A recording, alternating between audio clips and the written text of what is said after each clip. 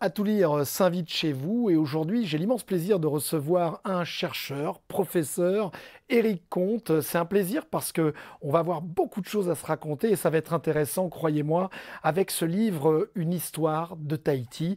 Alors, quand on écrit un tel bouquin, combien de pages, Éric?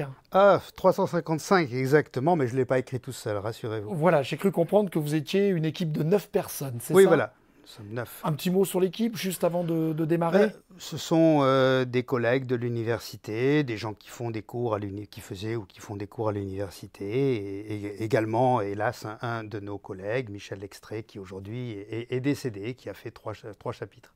D'accord, donc c'est un livre hommage aussi Oui, de bien sûr, quelqu'un qui a collaboré, donc un absolument. collectif qui a Oui, travaillé oui. sur ce livre. Alors, quand on écrit un tel livre, on le fait pour qui? Bah, on le fait d'abord pour les habitants de Polynésie, quels qu'ils soient, parce que le constat est fait quand même que les gens connaissent mal leur histoire lointaine, connaissent mal aussi la période un peu, qu'on va dire, coloniale, 19e siècle, d'autres diraient autre chose, et puis également même la période contemporaine, ceux qui n'ont pas vécu ces années, bien sûr, souvent l'ignorent un peu, même si c'est maintenant enseigné davantage dans le secondaire ou quoi. Mais voilà, c'est d'abord pour les gens de Tahiti, les Tahitiens d'origine, les Tahitiens d'adoption, etc. Et bien sûr, et puis aussi pour tous ceux qui viennent et qui ont envie de mieux connaître Tahiti. Et finalement, c'est une façon rapide, je dirais, d'avoir un éventail assez complet de ce qui s'est passé depuis donc l'origine jusqu'à 2004 exactement. Oui, parce qu'il faut peut-être expliquer qu'on est de nos origines, enfin des origines de Tahiti à nos jours, donc c'est un peu toute l'histoire humaine, l'histoire politique. C'est voilà, on est sur un vrai livre, en tout cas de chercheurs, de recherche, qui complète certains livres, parce que certains livres avaient déjà été écrits sur le sujet. Oui, bien sûr, on n'est pas les seuls à avoir écrit, mais disons que la seule entreprise qui couvre toute la période, c'est l'Encyclopédie de la Polynésie. Bon, c'est une œuvre tout à fait enfin, incomparable par rapport à celle-là, mais qui d'une part est un peu datée dans certains domaines, et puis qui coûte cher aussi. Hein, donc, si elle est encore en vente, elle coûte quand même plusieurs dizaines de mille francs. Donc, tout le monde ne peut pas s'acheter ça, même si ce serait souhaitable. Et donc là, on a essayé de faire quelque chose de plus modeste et qui permette à quelqu'un, en quelques heures finalement, ou quand il a un peu de temps, de se renseigner sur toute l'histoire de Tahiti. Depuis alors, les origines, ce n'est pas l'origine géologique de Tahiti, c'est l'arrivée des Polynésiens à Tahiti. Alors, un petit mot là-dessus, peut-être rassurer le lecteur, on est d'accord que c'est un langage que vous avez démocratisé, c'est-à-dire on n'est pas dans un langage trop scientifique, ce qui permet peut-être à des étudiants et puis même à quelqu'un qui voudrait rentrer dans cette histoire-là, en tout cas de pouvoir la comprendre, de la cerner assez rapidement. Ah oui, bien sûr. On n'a pas voulu faire un livre de chercheurs, c'est pas du tout le but. Hein. Nous, les chercheurs, ça écrit des livres de chercheurs et ça écrit surtout des articles scientifiques dans des revues scientifiques. Là, le projet était tout à fait différent. C'était de faire un livre pour le grand public que tout le monde peut lire, quels que soient voilà, ses intérêts, ou que ce soit des étudiants, que ce soit des... Voilà, monsieur, madame peut lire sans problème cet ouvrage. C'est fait pour eux. Quand on remonte aux origines, Eric, finalement, il y a eu plusieurs versions. On a entendu plusieurs thèses, une migration d'Amérique latine, une migration d'Asie. Qu'est-ce que tu peux nous dire là-dessus, puisque les recherches continuent d'ailleurs? Et puis, on arrive à quelle déduction aujourd'hui pour avoir un petit peu le fin mot de cette histoire? Ah oui, enfin, bon, les choses sont claires depuis un certain temps. Derrière, il y a même une thèse qui disait que les Polynésiens venaient de Polynésie. En quelque sorte, qu'il y avait un continent qui a disparu, continent mu, qui s'est affaissé dans l'eau et que les îles ne seraient que les montagnes qui sont restées hors de l'eau. Donc, mis à part cette thèse, bon, voilà, bien sûr que Torreardal, dans les années 40, a essayé de montrer que les Polynésiens venaient d'Amérique, parce qu'il disait que la patate douce venant d'Amérique, J'ai etc. entendu ça. Oui, oui, voilà. Mais enfin, depuis je sais pas, depuis toujours, finalement, l'autre thèse qui dit que les Polynésiens viennent du continent asiatique, alors pas d'un coup, hein, bien entendu, est la seule recevable. Plein de preuves, hein, l'ADN, les plantes, les animaux, l'archéologie, tout prouve ça. Mais la chose que l'on sait également, c'est que les Polynésiens sont allés en Amérique. Donc ce n'est pas les Indiens d'Amérique qui sont venus en Polynésie, ce sont les Polynésiens qui sont allés en Amérique et qui ont rapporté notamment la patate douce. Parce que c'est un peuple de navigateurs, de découvreurs aussi, donc il y avait du voyage, il y avait des expéditions. Oui, oui, ils avaient des capacités à la fois en termes de bateaux, hein, bon, équivalentes facilement à celles que possédait le capitaine Cook ou encore mieux les Espagnols du XVIe siècle. Ils avaient des navires pratiquement de très bonne qualité et ils avaient aussi des techniques de navigation très performantes qu'on a redécouvertes petit à petit et qui étaient elles aussi tout à fait différentes, dans un système complètement différent de celui des Européens, mais également très, très performants. Donc ils avaient les moyens, ils ont eu les moyens de peupler le Pacifique et également d'aller en Amérique et de rapporter notamment la patate douce. Alors, les origines jusqu'à nos jours, c'est aussi cette période finalement, on va dire, quelle adaptation pour ce peuple polynésien, puisqu'on est passé de l'âge de pierre au nucléaire. Un petit mot là-dessus, parce que, je veux dire, il y a peu de sociétés qui ont fait un bond comme ça dans le temps, avec finalement une obligation de s'adapter.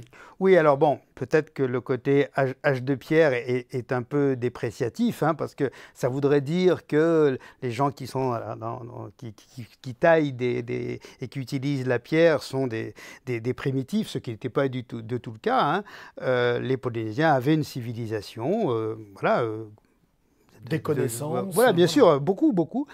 Mais voilà, mais c'est sûr qu'ils ont été confrontés déjà à l'altérité, à l'arrivée de gens qui étaient tout à fait différents, qui avaient des animaux même différents avec eux, qui avaient des langages différents et qui ont apporté beaucoup de choses très différentes. Donc bien entendu, ils ont eu une accélération de l'histoire extrêmement poussée.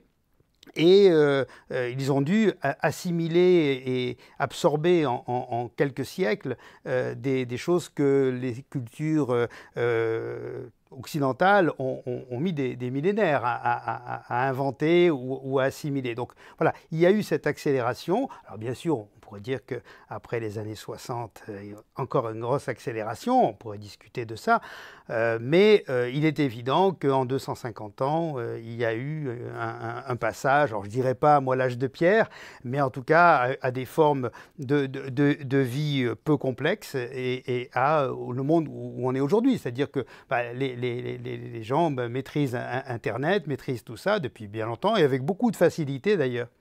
Non, mais c'est intéressant. Et avec le choix avec tes collègues de faire un tel livre, est-ce qu'il n'y a pas une volonté ou une notion aussi de livre référence un petit peu dans le temps? Parce que du coup, c'est en train d'acter finalement toute cette période très très longue et qui est un condensé, donc très intéressant pour les universitaires, pour toutes les personnes en tout cas sensibles à la découverte un petit peu et à la recherche.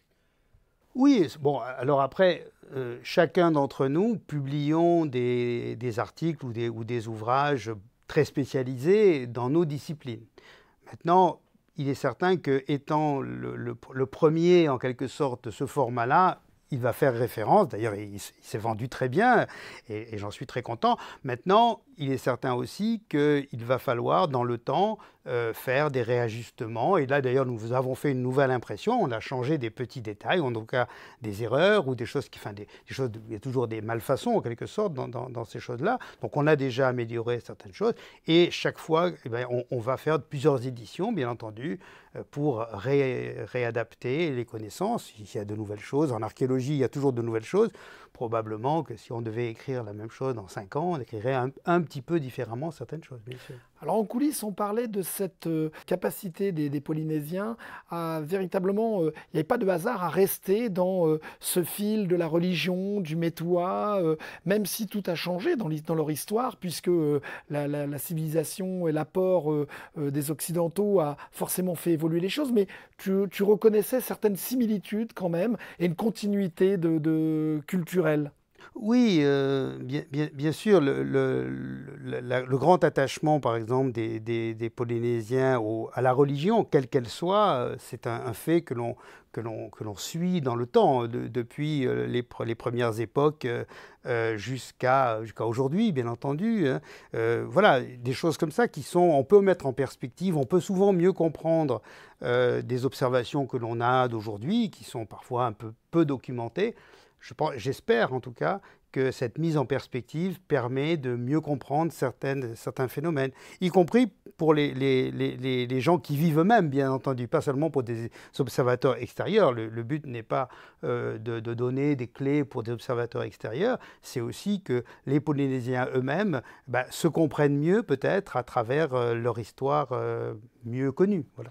Comment on dirige un travail comme ça? Parce qu'on reçoit des auteurs qui sont souvent la plupart du temps seuls ou des fois en binôme. Comment on dirige une équipe de 9 auteurs, 9 écrivains, 9 chercheurs? Comment on fait pour diriger un tel projet? Oh, ce sont quand même tous des gens qui ont l'habitude d'écrire, hein. Alors bon, il y en a certains qui sont peut-être plus disciplinés que d'autres, mais ce sont tous des collègues, tous des gens qui ont eu on a tous eu le même projet, à savoir de mettre les connaissances que l'on avait, qui sont ce qu'elles sont, j'espère qu'elles sont les plus poussées possibles, à portée de tout le monde. Et donc, à partir de là, chacun a essayé, j'ai évidemment distribué les rôles selon les compétences des uns et des autres, hein. Oui, c'est un peu ça. Et ensuite, on a fait aussi quelque chose qui se fait peu.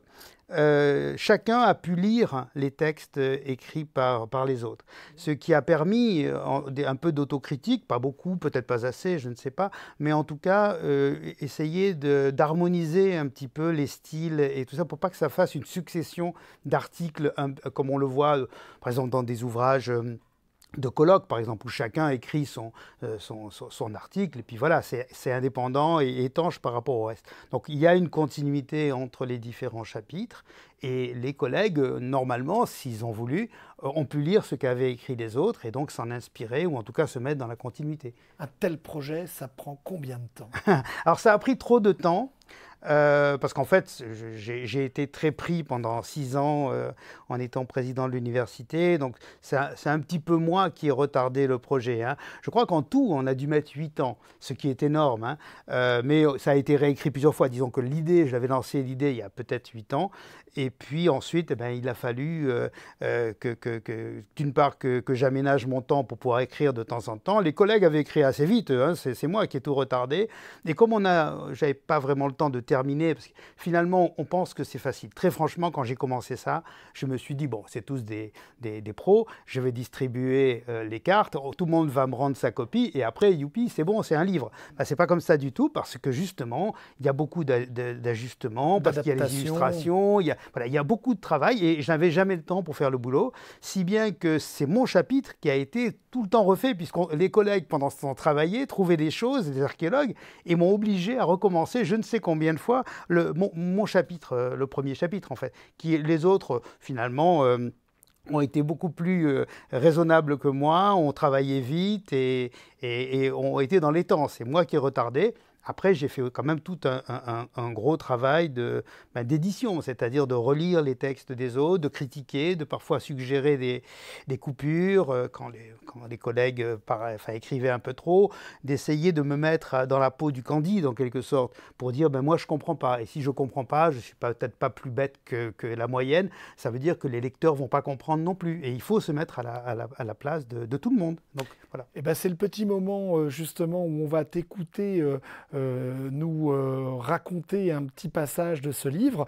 Je pense que tes 9 collègues seront devant leur écran pour te voir justement nous lire ce petit extrait. On te laisse. Oui, alors en fait, ça va être très très très très court, et c'est la conclusion. Mais la conclusion, le bout de la conclusion, hein, c'est le dernier paragraphe. J'ai choisi quelque chose de court parce que j'aime pas spécialement l'exercice. Donc, tant qu'à faire, j'ai essayé. Voilà, la conclusion n'est pas très très longue, mais je voulais la faire encore plus courte, hein. Voilà, comme ça, ce sera la substantifique moelle en quelque sorte. Avec l'apparition sur l'horizon du dolphin de Wallis et de ses étranges passagers, les Tahitiens ont été confrontés à une altérité radicale, et depuis, ils ont vécu l'expérience de la diversité des hommes et des cultures, sur fond d'un profond métissage. Dans le même temps, la société tahitienne dut assimiler à un rythme effréné de nouvelles façons de penser, de croire, de parler, de nouvelles techniques, etc.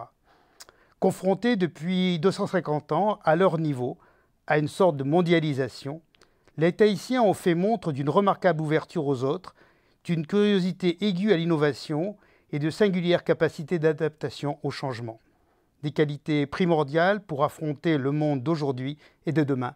Sans doute l'ignorent-ils, mais ils sont peut-être finalement mieux préparés que leurs concitoyens métropolitains pour faire face aux défis du XXIe siècle. Éric Comte, merci pour ce travail d'histoire et de mémoire. Merci aussi à tes collaborateurs que tu salueras pour Oui, nous. bien sûr. On se retrouve très vite dans une prochaine émission d'À tout lire. Et vous l'avez vu, c'est vraiment un plaisir que de recevoir des gens passionnés dans cette émission. Donc, à vos livres et on se retrouve très vite sur TNTV.